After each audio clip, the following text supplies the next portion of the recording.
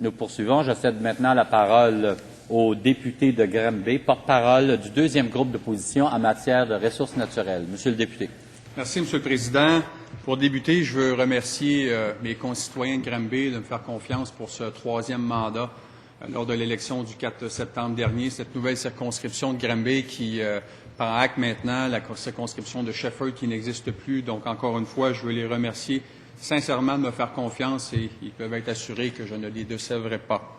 Maintenant, on est ici aujourd'hui, Monsieur le Président, pour discuter du discours inaugural de la première ministre du Québec où on a eu un panier de promesses qui ont été annoncées voilà quelques jours déjà. Un panier de promesses où, encore une fois, quand on regarde au final ce qui va arriver pour les dépenses du Québec, ben c'est plus de structure, c'est plus de bureaucratie. Et dans ce contexte, on n'a pas entendu un iota de début de réponse pour commencer, peut-être, Monsieur le Président, à réduire nos dépenses et à faire un début de ménage pour la fonction publique.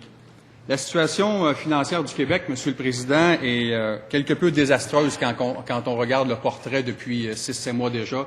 Une augmentation de dépenses de 1,1 milliard qui reste à prouver, mais c'est ce que le Parti québécois nous confirme. C'est pour ça qu'on veut avoir un directeur parlementaire du budget qui pourra donner un portrait réel de la situation avant chaque début d'élection.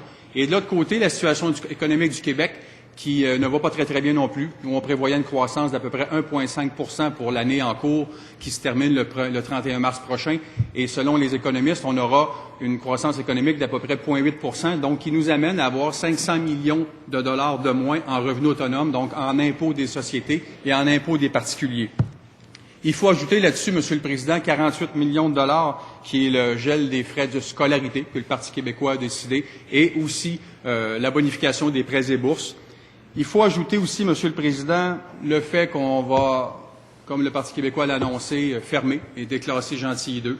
Alors, c'est un montant qu'on devra déduire des dividendes qui seront versés d'Hydro-Québec au gouvernement de près d'1 milliard. On souhaite, comme je l'ai mentionné tantôt, Monsieur le Président, que le Parti québécois nous donne l'opportunité d'avoir cette commission parlementaire que la majorité des parlementaires souhaitent pour être capable de discuter du déclassement et de la fermeture de Gentilly 2.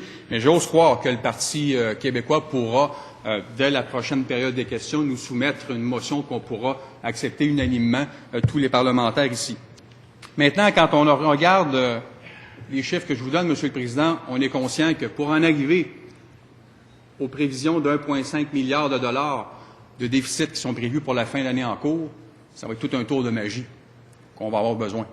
Et dans ce contexte, Monsieur le Président, vous comprendrez que autant mon chef que mon collègue, le député de Lévis, a mentionné maintes et maintes fois qu'il est hors de question pour nous d'accepter une hausse d'impôts, quelle qu'elle soit. Et la réponse de la première ministre tantôt, qui parle de transfert des impôts, là, ben, au final, là, ça veut dire quoi? Augmentation des impôts pour une classe de la société, qui sont les plus riches. Au final, c'est ce que ça veut dire. Tout comme la supposée rétroactivité des impôts qui était supposément écrite dans le cadre financier du Parti québécois, qui n'a jamais été écrite dans ce cadre financier.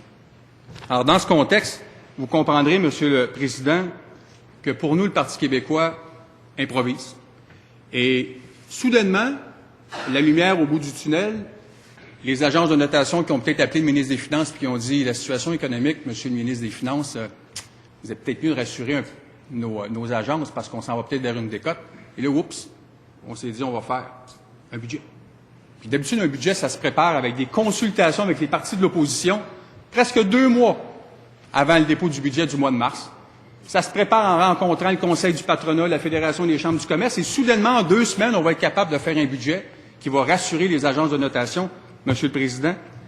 Et on croit comprendre ce matin que le plan de réduction de dépenses que le Parti québécois veut proposer aux parlementaires, aux Québécois, va nous amener à une réduction des dépenses de programme de 2,4 à 2 Alors, je pose une question.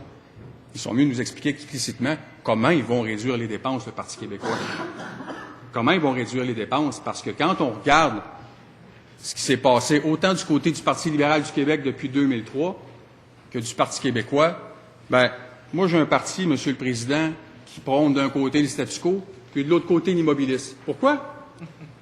Parce que depuis 2003, quand j'ai entendu l'ancien ministre des Finances, le nouveau député d'Outremont, Et le député Louis Hébert posait une question la semaine passée au Parti québécois, nous dire ça nous prend un plan de réduction de dépenses.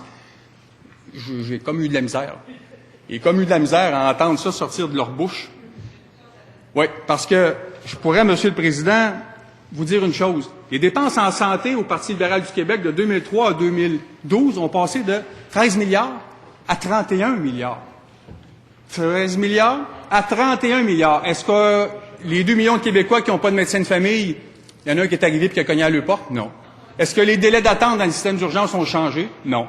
Est-ce que la solution par le Parti québécois va être de trouver un médecin de famille ou de réduire le délai d'attente? On n'a rien entendu de ça depuis que le nouveau docteur ministre des Finances est arrivé. Et quand le ministre des Finances a posé la question à son collègue, l'ancien ministre des Finances, ça prend un plan de réduction de dépenses, je ne peux pas m'empêcher de rigoler, puis vous ressortir le fameux 62 %.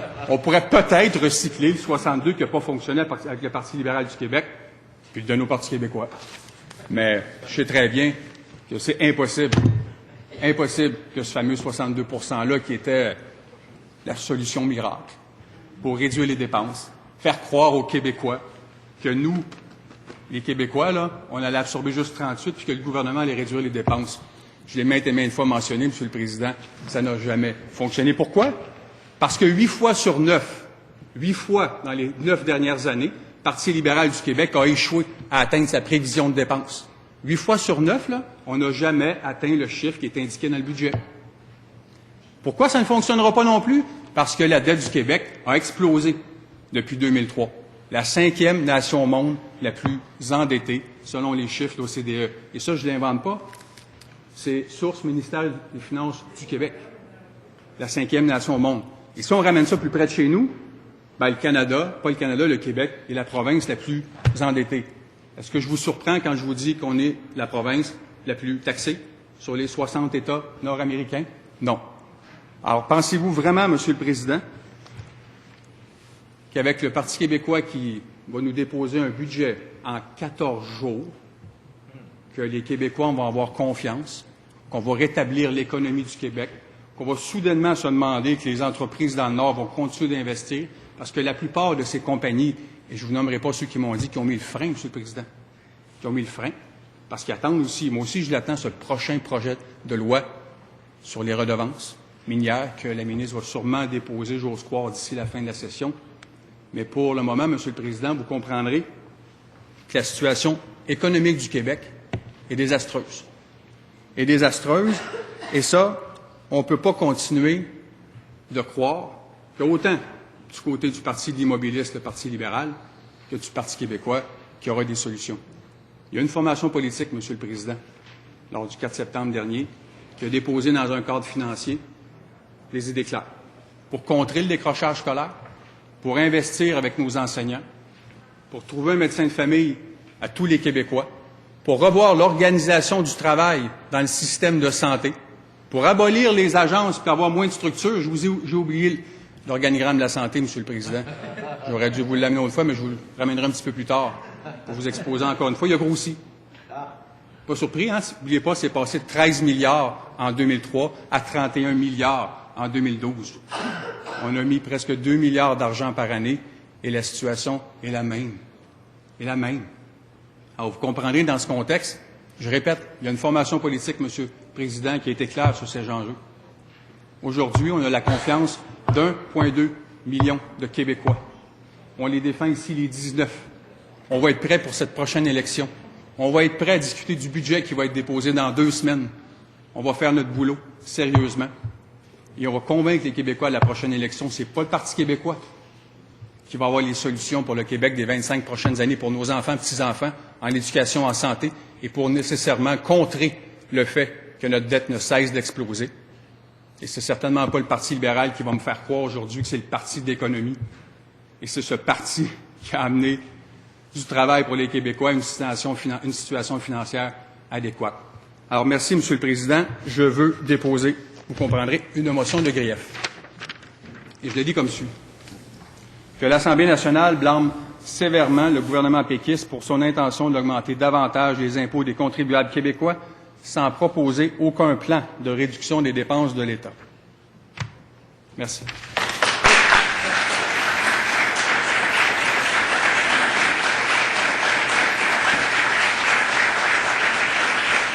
Merci.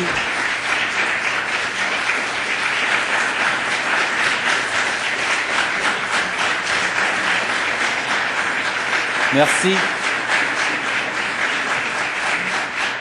Merci, Monsieur le député de Granby. Alors, votre motion est déposée sous réserve de sa recevabilité.